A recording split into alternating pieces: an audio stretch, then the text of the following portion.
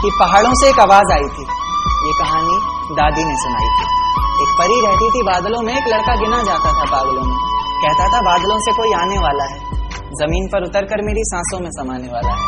उसे बिना देखे इजहार करता हूँ, कहता था मैं उसे खुद से भी ज्यादा प्यार करता हूँ। इतना सब सुनकर परी ने जमीन पर आने की ठानी। माँ ने रोका, बाबा ने समझाया, पर किसी की एक न मानी। रात का वक्त चारों तरफ अंधेरा था, रोशनी के नाम पर बस चांद का बसेरा। अब चांद से याद आया कि चांद की रोशनी भी तो फीकी पड़ जाएगी जब वो उतरकर मेरी छत पर आएगी। तो कहानी ने नया मोड़ लिया। परी ने प्यार की खातिर ख्वाबों से रिश्ता तोड़ लिया।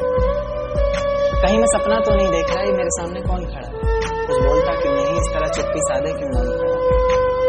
फिर उसने कहा कि माँ बाबा घर बार सब छोड़ दिया मैंने, बहुत ख्वाब सजाए थे, काफी ऊंचा उड़ना था, सब तोड़ दिया मैंने। आज से मेरी किस्मत के ताले की चाबी तुम हो, बेचैन सी मेरी धड़कन की बेताबी तुम हो। मेरा सुख दुख हंसना रोना सब तुम पर निर्भर करता है, चेहरे की खिलखिलाहट हो या पल के भिगोना सब तुम पर निर्भर करता है। उसके बाद दुनिया बदली, वक्त बदला, बदला ये संसार सारा। प्यार की कस्में वादे झूठे निकले, झूठा निकला प्यार सारा। अब मोहब्बत से नहीं, उसे गालियों से पुकारता, गालियों से बस नहीं चलता तो कभी हाथों से मारता।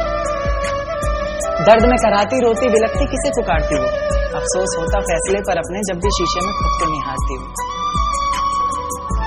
उसकी कमियां निकालता है हर वक्त, कभी तो खुद को खोलते।